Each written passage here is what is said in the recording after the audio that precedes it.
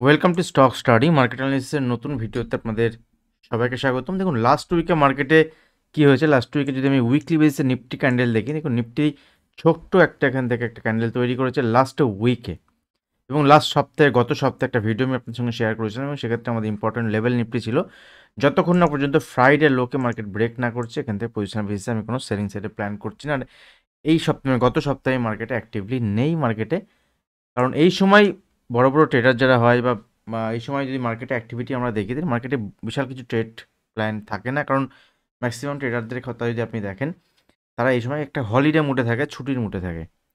তো এখান থেকে আগামী লাস্ট উইক যদি আমি ডেলি চার্ট দেখি, দেখুন ডেলি চার্টে মার্কেট উপরের দিকে তো ওঠার চেষ্টা করেছে প্রত্যেক দিনই, কোনো দিন গ্যাপ ওপেন হয়েছে, কোনো দিন মার্কেট উপরে গেছে, বাট উপরের লেভেল সাস্টেন করতে পারেনি। নিচে যখন এসছে মার্কেট, নিচের লেভেল থেকে বাইং এসছে, মার্কেটে কিচ্ছু হয়নি। লাস্ট 4 দিন যদি আপনি দেখেন, দেখুন 1, 2, 3, 4 4 দিন, লাস্ট উইকে 25th ডিসেম্বর ছিল, এটা হলিডে। তো 4 দিন মার্কেট ছুটি ছিল, 25 ডিসেম্বরের জন্য মার্কেটে হলিডে ছিল। তো মার্কেট এই 4 দিনে কিন্তু দেখুন এটা ছোট ছোট ন্যারো রেঞ্জের মধ্যে মার্কেট ট্রেড করেছে। যদি আপনি ইন্টারডে কাজ করেন, দু একটা ট্রেড করেন ঠিক আছে, আদারওয়াইজ কোনো পজিশনাল মুভমেন্ট এখান থেকে কিন্তু হয়নি। তো মার্কেটের লেভেল সেম থাকবে নেক্সট উইকের জন্য। নেক্সট উইকেও যদি আমি দেখি, মার্কেটে কিন্তু অ্যাগ্রেসিভ ট্রেড প্ল্যান থাকবে না। মোটামুটি 1 তারিখের পরের থেকে মার্কেটে 1-2 তারিখের পরের থেকে মার্কেটে আবার ঠিকঠাক মুভমেন্ট স্টার্ট হবে। এর মধ্যে লাস্ট দিন আমরা দেখেছি ইউএস মার্কেটে একটা কারেকশন হতে। ইউএস মার্কেটে কারেকশান যদি আপনি দেখেন, তো ইউএস মার্কেটের ডাউ জোন্স, সেটাও যদি আমি দেখি, দেখুন ডাউ জোন্স একটা ফল লাস্ট দিন আমরা দেখেছিলাম। আবার কিছুটা রিকভারি করলেও মানে ফলটা অনেকটা বেশি হয়েছিল, 500-600 পয়েন্টের প্রায় ফল হয়েছিল।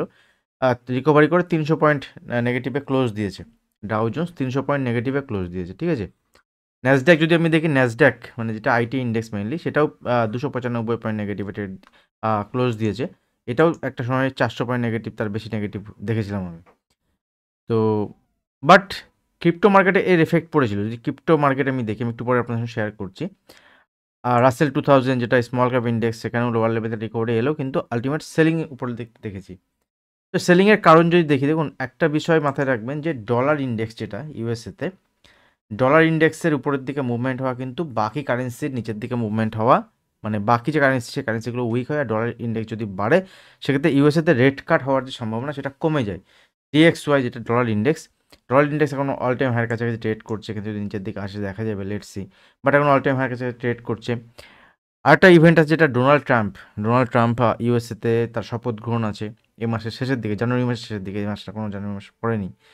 এই সপ্তাহ সোমবার থেকে যদি আমরা দেখি, স্যাটারডে মানে সানডে, ফ্রাইডে পর্যন্ত, Monday to Friday, that means সোমবার থেকে যদি আমরা দেখি, সোমবার থেকে শুক্রবার মার্কেটে এর মধ্যে কিন্তু একটা 2024 থেকে আমরা 25 পৌঁছাচ্ছি, মানে মার্কেটে 2004 থেকে 25-এ আমরা পা দিচ্ছি।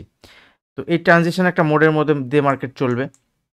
তো এখানে ইউএস মার্কেটে কারেকশান হয়েছে ছোটোখাটো, আমরা ডেইলি বেসিসে গতকাল ফ্রাইডেতে দেখেছিলাম। তো বিশেষ কোনো মুভমেন্ট কিন্তু বাজারে নেই।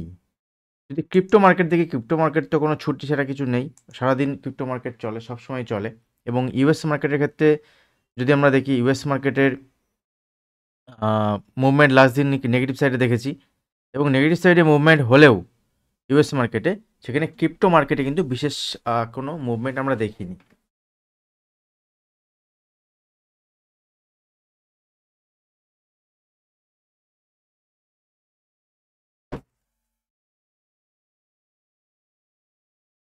তো এই মতো সিচুয়েশানে যদি ক্রিপ্টো মার্কেটটা দেখি, দেখুন ইথেরিয়াম, এটা হচ্ছে একটা ডেলি চার্ট।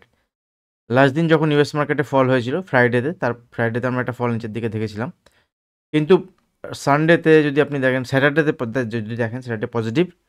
আবার আজকে সানডে, খুব বড় মুভমেন্ট হয় না সানডে স্যাটারডেতে, তো কিন্তু দেখুন মোটামুটি পজিটিভ সাইডেই আছে। যদি আমি বিটকয়েনের দেখি, bitcoin same, Ethereum same, Solana যদি দেখি, সোলানা দেখুন একই রকম মুভমেন্ট নিচের দিকে। এটা আমার মনে হয় এখানে নিচের দিকে একটা বেস ফরমেশন হতে পারে, কারণ যেহেতু ট্রাম্প আসছেন, যে কোনো সময় যা তার নিউজ আসতে পারে। একটা একটা কারেকশান হয়েছে, ট্রাম্প র্যালি, ট্রাম্প যখন ইলেকশনে জিতেছিলেন, তারপরে র্যালি এসেছিল, তারপর একটা ছোটোখাটো কারেকশান আমরা দেখেছি। তারপরে এখান থেকে কিছু কিছু ক্রিপ্টোতে, যেমন এখান থেকে দেখুন একটা ডাবল বটম প্যাটার্ন তৈরি করার চেষ্টা চলছে, এটা বেস ফরমেশন বলতে পারেন। তো এগুলো চলছে। লেটস সি আগামী দিনে কী হয় মার্কেটে, সে বেসিসে ট্রেড প্ল্যান হবে। ডট কয়েন যদি আমি দেখি, এখান থেকে ডোজি কয়েন যদি দেখি, সবগুলো দেখুন একটা বেস ফরমেশন দেওয়ার চেষ্টা চলছে। সবথেকে ইম্পর্টেন্ট এই বিটকয়েনের ক্ষেত্রে যদি দেখি, বিটকয়েন এখানে ইম্পর্টেন্ট সাপোর্ট লেভেল থাকবে 91,000 থেকে 90,000 যে লেভেল, এই লেভেল ইম্পর্টেন্ট সাপোর্ট লেভেল। 91,000 থেকে 90,000 লেভেল বিটকয়েন তখন হোল্ড করছে, অসুবিধা নেই। আর এখানে সাপোর্ট নেওয়ার চেষ্টা করছে, মাল্টিপল টাইম এই লেভেলে সাপোর্ট বিটকয়েন দেখিয়েছে, ঠিক আছে। তো বিটকয়েন এই লেভেল যতক্ষণ পর্যন্ত হোল্ড করছে কোনো অসুবিধা নেই, এখান থেকে বাই অন ডিপ করা যেতে পারে। বাট 90,000-এর নিচে বিটকয়েন উইক হবে। যদি কোনো কারণে 90,000-কে ব্রেক করে নিচে যদি আসে, সেক্ষেত্রে কিন্তু বিটকয়েনে উইকনেস দেখাবে। তো এই হচ্ছে ওভারঅল যদি আমি দেখি আমাদের ওয়ার্ল্ড মার্কেটের নিরিখে বা ক্রিপ্টো মার্কেট এরকম সিচুয়েশন রয়েছে। আমাদের মার্কেট ট্রেড প্ল্যান কী থাকবে আগামী সপ্তাহের ক্ষেত্রেও, মার্কেট যদি আমি দেখি সোম মঙ্গলবার মার্কেটে 30-31, ঠিক আছে। তারপরে 1 তারিখ ওয়ার্ল্ডের ম্যাক্সিমাম মার্কেট বন্ধ থাকে, আমাদের মার্কেট চালু থাকবে।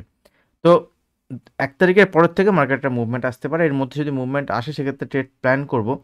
এর মধ্যে আরও একটা ইম্পর্টেন্ট নিউজ, খুব ইম্পর্টেন্ট একটা নিউজ এসছে, যে নিউজটা হচ্ছে যে আমাদের যে পপকর্ন নিয়ে যে নিউজটা ছিল, পপকর্ন নিয়ে তো চারিদিকে খুব মানে বাজেভাবে একটা এফেক্ট হয়েছিল। আর সোশ্যাল মিডিয়ার পাওয়ার অনেক, ঠিক আছে। সোশ্যাল মিডিয়া নিয়ে অনেক কিছু বলেছিলেন আমাদের ফিনান্স মিনিস্টার সীতারামন, তিনি বলেছিলেন অনেক কিছুই, কিন্তু সোশ্যাল মিডিয়ার পাওয়ার অনেক। পপকর্নের উপরে যে জিএসটি কিন্তু হোল্ডে চলে গেছে, যেটা পপকর্ন ক্যারামেল পপকর্নের উপরে যেটা যে সুস্বাদু টেস্টি যে পপকর্ন যেটা ছিল, সেটা হোল্ডে চলে গেছে, এরকম একটা নিউজ কিন্তু এসছে। এবং 15 লাখ পর্যন্ত ইনকাম ট্যাক্স দিতে হবে না, এরকম একটা নিউজ চলছে। ইনকাম ট্যাক্স, ঠিক আছে, দেখবেন এই নিউজটা কিন্তু চারিদিকে কিন্তু একটা ছড়িয়েছে। সেটা কি না, এই দেখুন যে একদম নিউজ আমি আপনাকে দেখাচ্ছি যে income tax may be reduced for those earning up to 15 lakh in union budget. আরেকটা দেখুন, আরেকটা চ্যানেল দেখাচ্ছে, এটা হিন্দুস্তান টাইমস ছিল আগেরটা, এটা আরেকটা দেখাচ্ছি টাইমস অফ ইন্ডিয়াতে, একই নিউজ। তো এই নিউজটা কিন্তু এসছে ফ্রাইডে মার্কেট ক্লোজ হওয়ার পরে, ঠিক আছে। Government considers income tax relief for those earning up to ₹15 lakh, report বলছে। কোন রিপোর্ট বলছে, কে বলছে, কোনো নয়, এরকম নিউজ প্রত্যেকবার বাজেটের আগে কিন্তু আসে। 10 লাখ পর্যন্ত ইনকাম ট্যাক্স ছাড়, 8 লাখ পর্যন্ত ইনকাম ট্যাক্স ছাড়। এইবারে কী হয়েছে, একটু বেশি দিয়েছে, যে 15 লাখ পর্যন্ত ইনকাম ট্যাক্স ছাড়।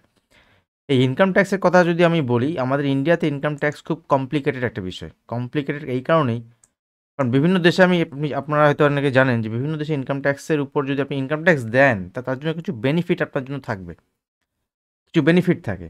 আমাদের এখানে ইনকাম ট্যাক্সের যারা দেন তাদের তো কেউ মানে কজন নাম জানে আমি তো জানি না। এবং এটা আপনারা হয়তো শুনে অবাকও হতে পারেন যে লাস্ট 1 বছর যদি দেখেন, তাহলে 5,000-এরও বেশি মিলিয়নিয়ার, মানে যাদের আর্নিং ইয়ারলি, যাদের আর্নিং মোর দ্যান 4.5-5 কোটি টাকা, তারা দেশ ছেড়ে পালিয়েছে। মানে কি, কিছু চুরি করে নিয়ে পারেন, তারা এদেশ থেকে দেশ ছেড়ে অন্য দেশ চলে গেছে, অন্য দেশের রেসিডেন্সিয়াল তারা নিতে পছন্দ করছেন, আমাদের ইন্ডিয়াতে থাকতে পছন্দ করছেন না।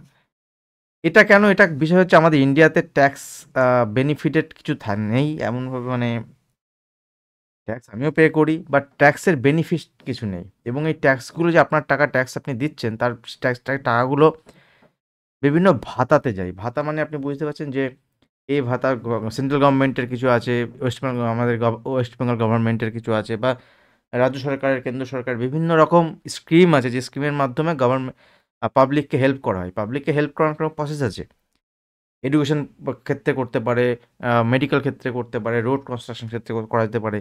কিন্তু এই যে যেভাবে করা হয়, যে ভাতা দেওয়ার মাধ্যমে, দ্যাট মিনস বিভিন্ন রকম স্কিমের মাধ্যমে, এবং সেই টাকাগুলো কিন্তু আপনার টাকা, যারা ট্যাক্স পে করে। এবং এই ট্যাক্স পেইংয়ের সংখ্যা আমাদের ইন্ডিয়াতে কর্পোরেট যে ট্যাক্স, তার থেকে ইনকাম ট্যাক্স এখন বেশি হয়ে গেছে। জানেন কি, আপনারা জানেন না, কতজন খবর রাখেন সেটাও আমি জানি না। জেনারেলি কর্পোরেট ট্যাক্সটা বেশি হয় কোনো কান্ট্রিতে, বাট আমাদের দেশেতে কর্পোরেট ট্যাক্সে প্রচুর ছাড় দেওয়া হয়, এবং ইনকাম ট্যাক্সের উপরে কিন্তু বেশি দেওয়া হয়, জোর দেওয়া হয়, এবং সব কিছুতে ট্যাক্স। তো অনেকেই বলবেন যে 7 লাখ পর্যন্ত ইনকাম ট্যাক্সের ছাড় আছে। দেখুন, 7 লাখ পর্যন্ত ইনকাম ট্যাক্সের যে ছাড় আছে, সেটা অ্যাকচুয়ালি নিউ রেজিম যেটা আছে, যারা ট্যাক্স পে করেন, বা যারা ট্যাক্স পে করতে আপনারা হেল্প করেন, বিভিন্ন যে এজেন্সি বা যারা সিএ আছেন, তারা জানেন যে 7 লাখ টাকার যে ট্যাক্স ছাড় সেটাতে আগের ডিজেম ওল্ড ডিজেমের যে 5 লাখের ট্যাক্স ছাড় আছে তার থেকে ভালো নয়, কারণ ওখানে অনেক কিছু আপনি রিডিম করতে পারেন, ওখানে অনেক কিছু আপনি ছাড় পান। ঠিক আছে, হাউস রেন্ট হতে পারে, ছেলেমেয়ের পড়াশোনা হতে পারে, সেভিংসের উপরে হতে পারে, আপনার 1.5 লাখ পর্যন্ত সেভিংসে অনেক কিছু ব্যাপার আছে। বাট নিউ যে রিজিম 7 লাখ পর্যন্ত বলছে, বাট ওর মধ্যে কোনো ছাড় নেই, বাট ওল্ড রিজিমই এই জন্য বেটার। সেখান থেকে 15 লাখ করবে বলছে, এটা কিন্তু জাস্ট নিউজ। কোথা থেকে নিউজ এসছে, কে বলছে, কোনো কিছু খবর নেই। আমার তো মনে হয় না যে 15 লাখ পর্যন্ত এভাবে পুরো ট্যাক্স ছাড় হয়ে যাবে। যদি হয় সেটা ভালো, আমারও বেনিফিট হবো, আমিও বা আমার আশেপাশে যারা আছে তারা বেনিফিট হলে আমারও ভালো লাগবে যে ইনকাম ট্যাক্সের ছাড় যদি আসে। সেক্ষেত্রে কী হবে, দেখুন ইনকাম ট্যাক্স যদি বেনিফিটে 15 লাখ পর্যন্ত আসে, আমাদের কনজামশন বাড়বে। মানুষ যে কিনতে, অনেক কিছু কিনতে কেনাকাটা কমিয়ে দিচ্ছিল, সে কেনাকাটাগুলো বাড়বে। যদি কনজামশন বাড়ে সেক্ষেত্রে জিডিপির উপর এফেক্ট পড়বে, জিডিপির উপর এফেক্ট পড়লে ইকোনমি ভালো হবে, জিডিপি ভালো হলে ইকোনমি ভালো হবে। তো অনেক কিছু ব্যাপারগুলো থাকে, ইনফ্লেশন কমলেও কমতে পারে, বাড়লেও বাড়তে পারে, কারণ দুরকমভাবে এটাকে ক্যালকুলেশন করা যায়। বাট এত কিছু নিয়ে আমি যাচ্ছি না, পরে এগুলো ডিসকাশন করবো। সিম্পল দেখুন, আগামীকালের জন্য বা আগামী সপ্তাহের জন্য ট্রেড প্ল্যান কী থাকবে। আগামী সপ্তাহে আমাকে জাস্ট ওয়াচ করতে হবে, ওয়েট করতে হবে, এখানে মার্কেট উপরের দিকে 23,970 থেকে 24,000-এর লেভেল ইম্পর্টেন্ট থাকবে। ঠিক আছে, 24,050-র উপরে, 24,025 এরপরে যদি ক্লোজ দেয়, তাহলে মার্কেট এখান থেকে উপরের দিকে মুভমেন্ট আমরা দেখতে পারি, এখান থেকে রিভার্সাল বলতে পারি। বাট যদি মার্কেট নিচের দিকে এখান থেকে 23,600 লেভেলকে ব্রেক করে এবং ফাইনালি 23,500, যেটা হচ্ছে ফ্রাইডে লোয়ের, এই লোকে যদি ব্রেক করে, মার্কেট এখান থেকে ফার্দার কারেকশন হলে কিন্তু নিচের দিকে 23,200 থেকে 23,000 পর্যন্ত মুভমেন্ট দেখাতে পারে। মাথায় রাখবেন, ফ্রাইডে লো ইম্পর্টেন্ট, 23,500 থেকে 600 লেভেল নিচের দিকে, এবং উপরের দিকে 24,000 থেকে 23,000, 23,960 থেকে 24,025 উপরের দিকে। এই লেভেল যদি হোল্ড করে, উপরে যদি মার্কেট ক্লোজ দিতে পারে, দেন যদি ওই লেভেলকে ব্রেক করে, উপরের দিকে একটা মুভমেন্ট কিন্তু ভালো আসতে পারে। এবং 1-2 তারিখের পরে, যেহেতু ডোনাল্ড ট্রাম্প শপথ গ্রহণের অনুষ্ঠান বাকি আছে, আসবেন, সেক্ষেত্রে একটা র্যালি যদি আসতে, সেক্ষেত্রে পজিটিভ সাইডে র্যালি আসার চান্সেস বেশি থাকবে। বাট পজিটিভ সাইডের ট্রেড প্ল্যান তখনই করবো এই লেভেলের বেসিসে, আদারওয়াইজ কিন্তু মাঝখানে থাকলে আমার কোনো বড় ট্রেড প্ল্যান থাকবে না, আমি ট্রেড নাও করতে পারি, অসুবিধা নেই। নিচের দিকে ট্রেড প্ল্যান তখনই করবো যদি এই লেভেল 23,500 লেভেলকে ব্রেক করে, বা নিচের দিকে 23,650-600 লেভেলকে ব্রেক করে ছোটোখাটো ইন্টারডে প্ল্যানও করা যেতে পারে। ঠিক আছে, ব্যাঙ্ক নিফটি কম্পারেটিভলি নিফটির থেকে তো ভালো লাগছে, বাট ব্যাঙ্ক নিফটির ক্ষেত্রেও সেম, ফ্রাইডে লো 50,600 লেভেলকে ব্রেক করলে নিচের দিকে 50,000, 49,900 লেভেল পর্যন্ত, এবং 4900 লেভেল আর যদি ব্রেক করে, সেক্ষেত্রে নিচের দিকে ফার্দার ফল ব্যাঙ্ক নিফটি দেখাতে পারে। ব্যাঙ্ক নিফটি অতটা খারাপ লাগছে না, কিন্তু লেভেলের বেসিসে প্ল্যান থাকবে 50,600 উপরে ঠিক আছে, এর নিচে থাকলে ব্যাঙ্ক নিফটি উইক, সেলিং সাইডে সেলিং প্রেশার দেখা যাবে। উপরের দিকে ব্যাঙ্ক নিফটি 51,750 থেকে 51,800 লেভেল, দ্যাট মিনস এই রেঞ্জ সিম্পলি রেঞ্জটাকে মার্ক করে নিন আপনি। এই রেঞ্জের উপরে ট্রেড করলে ব্যাঙ্ক নিফটি উপরের দিকে মুভমেন্ট দেখাবে। সেক্ষেত্রে ব্যাঙ্ক নিফটিতে উপরের দিকে যে 52,000 লেভেল যদি ব্রেক করে, সেক্ষেত্রে উপরের দিকে 52,500, 53,000 লেভেল আসতে পারে। নিচে উপরে যেদিকে মুভমেন্ট হোক, যে সিচুয়েশনে বাজার দাঁড়িয়ে আছে, যা কিছুই হতে পারে। আমাদের মার্কেটে যদি দেখেন, গিফট নিফটিতে কোনো মুভমেন্ট হয়নি, কারণ যেহেতু যেখানে ডাউ জোন্স, যেখানে ন্যাসড্যাকের ফল হয়েছে, সেখানে গিফট নিফটিতে এফেক্ট পড়েনি। তার কারণই হচ্ছে ওই যে ইনকাম ট্যাক্সের 15 লাখের যে ছাড়ের কথা এসছে, সেটা একটা পজিটিভ নিউজ মার্কেটের জন্য। বাট কী হবে আমি জানি না, নিউজ কোত্থেকে এসছে, কোথা থেকে এসছে, বাট পুরো সব জায়গায় এই নিউজ পুরো ছড়িয়ে গেছে। তো লেটস সি মার্কেট কীভাবে নেয় এটাকে। যদি মিড ক্যাপ আমি দেখি, আপনি ক্রিপ্টো মার্কেট আপনাদের সঙ্গে ডিসকাস করলাম, আর মিড যদি দেখি, মিড সিলেক্ট যেটা আছে, সেটাও দেখুন একই রকম সিচুয়েশন, মার্কেটে কোনো রেঞ্জের মধ্যেই আছে, বড় কোনো ট্রেড প্ল্যান নেই। মিড ক্যাপ সিলেক্ট যদি এখানে ফাইনালি 12,650 লেভেলকে ব্রেক করে, তাহলে নিচের দিকে 12,500, এবং 12,500 লেভেলকে ব্রেক করলে আরও নিচের দিকে 12,300। মিড ক্যাপ সিলেক্টের ক্ষেত্রে উপরের দিকে একটু প্রবলেমেটিক লাগছে, বাট উপরের দিকে মুভমেন্ট তখনই হবে এখান থেকে অনেকটা দূর, মানে প্রায় 250-300 পয়েন্ট উপরে দিয়ে যদি ক্লোজ দেয়, সেক্ষেত্রে মিড ক্যাপ সিলেক্টে ভাবা যাবে উপরের দিকে, কারণ এই ক্যান্ডেলটা এখানে ইম্পর্টেন্ট। ঠিক আছে, সেম জিনিস আমি নিফটি নিফটির ক্ষেত্রে দেখলাম, বাট মিড ক্যাপ সিলেক্টে প্রবলেম হচ্ছে, এখান থেকে মিড ক্যাপ সিলেক্টে এইরকম মুভমেন্টও দেখাতে পারে।